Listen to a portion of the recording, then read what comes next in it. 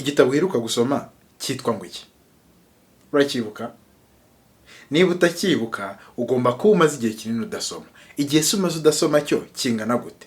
Niba igihe umaze nta gitabo uri gusoma kigera ku kwezi, ndakwinginze reba iyi video kuva itangiye kugera irangiye, urabona ibintu ucikwa niba utajya usoma. Ngo ikaze ni Didier Joye nk'ibisanzwe kuri YouTube channel yanjye nk'uko usanzwe bimenyereye, tuganira ibintu byinshi bitandukanye bijyanye n'ubuzima busanzwe. Niba ari ubwa mbere wagira hano, please kora subscribe. Niba utaranayikoze usanzwe ureba video zanjye, kora subscribe aho hasi ubundi tuganire. Iyi video nirangira cyangwa se nakanya uri kuyireba, ushobora kunyandikira muri comment igitabo wasomye kikagushimisha, kigahindura ubuzima bwawe, kumva kabisa hari ikintu ungutse mu buzima. Ibyo ni sawa cyane, ndabikunda. Ikindi nanone wibuke kuza kuma thumbs up, agatoki kameze gutya niba wumva ari byiza, cyangwa kameze gutya niba wumva atari sawa. Yego, kuki rero ndi kuvuga ibyo gusoma bimaze icyo bundi? Kugira ngo ubyumve ngiye kuguha urugero rworoshye kurwumva rw'ibintu usanzwe ubamo. Umwana aramutse avutse, yamara kuvuka akavuka ku babyeyi b'Abanyarwanda, akarerwa n'ababyeyi b'Abanyamerika, yagira imico imeze gute? Iy'Abanyarwanda cyangwa iy'Abanyamerika? Imeze gute? Tora hano hejuru, tora umbwire ngo yagira iy'Abanyarwanda cyangwa iy'Abanyamerika. Yego, njye nkurikije uko ndi kubyumva rero yagira imico y'Abanyamerika. Kubera iki? Iyi niye mpamvu itumye mbivuga. Impamvu iroroshye kuyumva. Akenshi ubwonko bwacu ko buremwe ni uko ugenda ukura bwiga bukurikije ibintu biri iruhande rwawe n'abantu bari iruhande rwawe. Ni ukuvuga ngo icyo ubonye papa wawe akora, niba uri umuhungu utekereza ko ari cyo nawe ugomba kuzakora. Icyo ubonye mama wawe akora nicyo nawe ugomba kuzakora. Bituma niba umubyeyi wawe ari umuhinzi, akenshi nawe ukura wumva ko guhinga ari wo mwuga, ku mugani w'Abanyarwanda, ibindi ari amahirwe. Niba uvutse papa wacuruza, akenshi nawe wumva kuzacuruza. Siko buri gihe bigenda, ariko twiga dukurikije ibiri iruhande rwacu. Ni ukuvuga ngo buriya nuko utari ubwenge bw'umwana, wasanga umwana iyo ari kukwitegereza uri kugenda n'amaguru ari gukambakamba, aba yumva mu mutima afite ishyaka, akavuga ngo kuki njye ntahaguruka ngo ngende. Ni nako abigenza, nawe arahaguruka akakwigana akagenda. Nuko nguko abantu bateye. Umwana avutse mwese mukambakamba, nawe yajya ahora akambakamba, ntago yazigera agenda, ntago icyo kibi cyamuza mu mutwe. Dukora ibyo tureba n'ibyo twumvise. Urumva none impamvu gusoma ari byiza? Sinzi niba wayitahuye. Impamvu gusoma ari byiza ni uko umuntu usoma, burya umuntu witwa George Muffin yaravuze ngo umuntu usoma abaho ubuzima 1000 mbere y'uko apfa. Mu gihe udasoma abaho ubuzima bumwe mbere y'uko apfa. Uri kubyumva? Umuntu usoma ntago ari ngombwa ko ahura n'abantu benshi, ahubwo ashobora gusoma ibitabo akamenya ibintu abantu benshi bazi, ibintu abantu benshi bavuze, byarangiza akabishyira mu bikorwa, ubuzima bwe bukaba bwiza. Mu gihe umuntu udasoma koko nyine abaho ubuzima bumwe. Ikibabaje ni iki rero? Ikibabaje ni uko akenshi twebwe ku Banyafrika duhura n'ikibazo cy'uko tudakunda gusoma. Ngira ngo wigeze wumva umugani abantu bakunda kuvuga ngo ushaka guhisha Umunyafrika ngo wamuhisha mu gitabo. Niko bimeze, ukabona umuntu ntago ajya asoma pe, ku buryo umuntu ushobora no kumusigira amafaranga mu gitabo ukagenda kitese iruhande rwe, ukazahagaruka ugasanga inzara yaramwishe kuko ntiyigeze agira n'amatsiko yo kukibumbura ngo arebemo. Noneho byaba ari uguhumira ku mirari, umwandikiye aho azayakura mu gitabo, warangiza ukakimuha. Abashaka ngo ubimubwire birangire ayabone. Donc ntago abashaka gusoma. Gusoma rero burya bigira umumaro munini. Ngiye kubwira ibintu bitatu gusoma bikumariye. Ibintu bitatu ubizirikane. Nyuma nindangiza kubikubwira, ndibuze kukubwira uburyo ushobora gusoma niba udakunda gusoma ibitabo nyabitabo biri hard. Ndibuze kukubwira uburyo ushobora gukoresha ugakunda gusoma. Ndakubwira ngi uburyo njya nkoresha. Ikintu cya mbere rero gusoma bimaze, cyambere nuko bitoza ubwonko, bigatuma ubwonko bukura. Uti gute? Umuntu nkuko twabivuze, uramutse umufasha ukamukingirana mu nzu akahaba ubuzima bwe bwose, ubwonko bwe ntago bukura kuko nta kintu yigeze abona, nta muntu yigeze abona ngo amwigireho. Ariko uwagisohotse agatembera akareba abantu, akabana n'abantu benshi, ubwonko bwe nyine burakura. No gusoma rero nuko nguko, uko ufata igitabo ukagisoma, ubwonko bwawe buri kubutoza. Bimeze nko kujya muri gym ukora siporo, umubiri wawe wose uri kuwutoza. Gusoma rero nabyo ni gym y'umutwe, uri gutoza ubwonko, uri kugerageza kubutoza ngo bushobore kwiyumvisha ibintu, kandi koko burakura. Umuntu udasoma ntabwo agira ubwonko bumeze nk'ubw'umuntu usoma. Icyo ni icyambere. Icya kabiri rero ni uko gusoma byongera ubumenyi. Umenya ibintu byinshi iyo usoma. Uzi ko hari umuntu wakoze icyogajuru, agakora kampani y'icyogajuru ahereye ku gusoma ibitabo.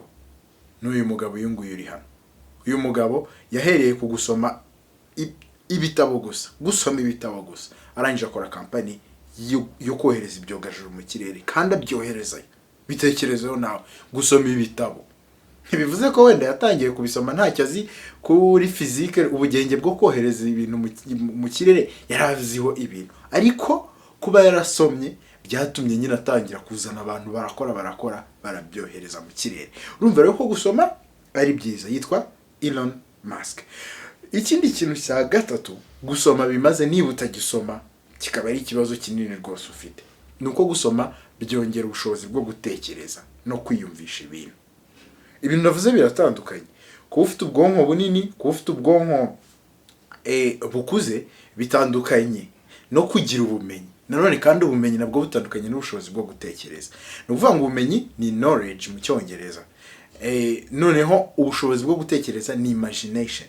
Kandi wibuka ko mu bintu twigeze kuvuga, hari video nakoze zivuga ibintu bifasha umuntu gutera imbere mu buzima, imagination iri mu bya mbere. Imagination rero ni gute gusoma bituma ikuzamo. Iyo uri kureba filime, hari igihe ureba filime igatuma utekereza. Simvuze ko bitabaho, ariko gusoma birutaho. Kugira ngo ubyumve, reka nguhe urugero. Iyo umuntu agiye gukora filime, arabanza akandika ibintu bita script cyangwa se na story y'iyo filime, akayandika, yarangiza akayizana bakayikina. Umuntu akajya asoma ngo uzabyuka uve mu nzu, igitumbiko cyavuye, wambaye ikoti, ujye mu muhanda, ufite umutaka, ugenda ujye bategera imodoka, wenda niba ari filime yo kurasa, umuntu aze akurase uhitugwa. Uri kubyumva? Nuko nguko filime bayikina. Ariko tekereza noneho ko gusoma, uramutse uguye kuri cya gitabo kitari filime, wumve rero ukuntu ubwonko bwawe bwaguka. Wowe urasomamo ngo uwo mugabo yagombaga kubyuka mu gitondo, akambara imyenda, yarangiza agafata umutaka ku munsi w'igitumbiko, akagenda agahagarara, undi araza aramurasa. Uri kubyumva? Ari umuntu warebye filime nawe uri kubisoma, ninde ukoresha ubushobozi bwo gutekereza cyane? Ni wowe. Kuko wowe iyo filime urongera uyireme mu bitekerezo byawe, ugira ngo umuntu yabyutse yambaye imyenda, ugerageze umuhe imyenda ugishushanye. Numara kuyishushanya umushyire mu muhanda ari kugenda, urebe hari igitumbiko, urebe umuntu aza akamurasa. Uri kubyumva? Ibyo byose ni byiza byo gusoma, byongera ubushobozi bwo gutekereza. Niyo mpamvu abana bakunda ko abantu babasomera inkuru bagiye nko kuryama cyangwa ikindi gihe. Biba bituma atekereza, akajya avuga ngo ubusi ibyo bintu byari bimeze gute. Nubwo akenshi tunabasomera inkuru zitabayeho, ariko bituma atekereza, agatekereza ngo okay, ngo buriya byagenze gutya na gutya. Gusoma ni byiza. Iyo yose ni imimaro itatu yo gusoma. Niba nawe hari ikindi kintu uzi cyiza cyo gusoma, ucyandike muri comment. Nakubwira rero ndibukubwira uburyo bworoshye bwo gusoma bubaho. Gusoma ubu ntabwo bikigoye cyane. Ushobora kumva igitabo muri audio, ukareba, ukagenda ugafata igitabo ukagishyira muri audio, ukakidownloadinga ari audio, nako kiba gihari gikoze. Warangiza mu gihe ugiye ku kazi, niba ufite imodoka, ukashyiramo ukagenda wumva. Niba ugiye ku kazi mu gitondo, abantu benshi dore ama AirPods yarateye, ataranazana ekuteri zari ziriho, ugashyiramo ukagenda wumva, ukagenda. Niba ukoresha iminota 30, niba ukoresha iminota abantu bamara muri bus ugenda uhagaze gutya nta kintu uri kumva, wumvise igitabo. Ibaze ibitabo warangiza mu mwaka ukuntu bingana. Uziko ushobora, hari ibitabo biba atari binini cyane, cyangwa umuntu wagisomye ari umuhanga, ku buryo ushobora kugenda icyumweru nacyo ni cyinshi wararangije igitabo kimwe. Ubwo nabwo mvuze ugenda iminota nka 15 gusa. Mu cyumweru utega kabiri ushobora kuba warakirangije rwose, warakirangije. Kuko ndatekereza ko nta gitabo kigira amasaha 8 bari kugisoma muri audio. Niba bibaho ni bikeya, ibitabo byinshi ntabwo bigeza ku masaha 8. Urumva mu mwaka wajya urangiza byibuze ugiye wumva ibitabo bya audio ibikeya ni 40 niyo wajya birangiza mu mwaka, ubyumva ugiye ku kazi gusa. Uri kumva? Ibyo ni ibintu ushobora gukora. Ikindi kintu ni ugusoma ibitabo biri soft. Nanjye nkunda gusoma ibitabo biri soft, mbikundira iki rero. Igitabo kiri cyanyacyo nyine hard copy iramvuna kubitwara ahantu hose, kandi hari igihe ushobora kubura nk'ahantu utegereje umuntu ugakuramo telefone ugasoma.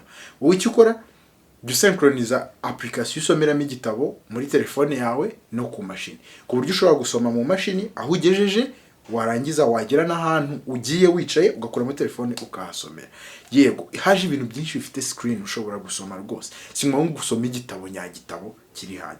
Gusoma igitabo nyagitabo kiri hard ufite umwanya impamvu ari cyo ukwiriye gusoma ni byiza, wandikamo kandi iyo karamu wandikishemo ntibizasibama, na nyuma y'imyaka 10 umuntu naza akakiyasanga azasanga bya bindi wanditsemo. Mbese ntago ibindi bitabo byaba kumva byaba gusoma ibiri soft ntago bijya bisimbura igitabo kiri hard. Igitabo kiri hard ni cyiza, rega nako hakunda usoma ukajya wumva impapuro, umuntu w'impapuro niba zinuka niba zihumura simbizi, nabyo ni byiza, nabyo ni byiza nyine bikutsa experience yo kwishuri yo gusoma muri library. Yego urumva, gusoma rero ni byiza cyane, ndakwinginze usome. Ni ikihe gitabo wigeze gusoma kigahindura ubuzima bwawe? Ngewe kuri ngewe ni byinshi. Hari igitabo nigeze gusoma cyitwa Creative Confidence, kivuga ko umuntu wese ashobora kugira ikintu arema, kikanakwigisha intambwe umuntu aheraho arema ibintu. Hari n'ibindi byinshi nasomye nshobora kuzagenda mbibabwira gahoro, ariko icyo gisa nkaho cyaranshimishije cyane, cyatumye nitinyuka menya ko umuntu wari wese ashobora kugira creativity ukagira ibintu ukora. Yego, wowe ni ikihe cyagushimishije cyahinduye n'ubuzima bwawe? Cyandike muri comment. Noneho sasa rero niba ari ubwa mbere wagera aha, please nkuko nakubwiye video igitangira kora subscribe. Ntabwo ukwiriye kureba video kuva aho yatangire kugera ngana uko utarakora subscribe. Ibyo bigaragaza ko wayikunze, kuba utarayigenda nuko wayikunze. Kora subscribe. Ikindi wibuke kuma agatoki kameze gutya niba ubona ari sawa, niba nakumvise ari sawa, niba atari sawa akameze gutya, wibuke no gusharinga. Noneho sasa rero tubonane muri video ikurikiraho. Wakoze cyane kureba iyi video. Ciao.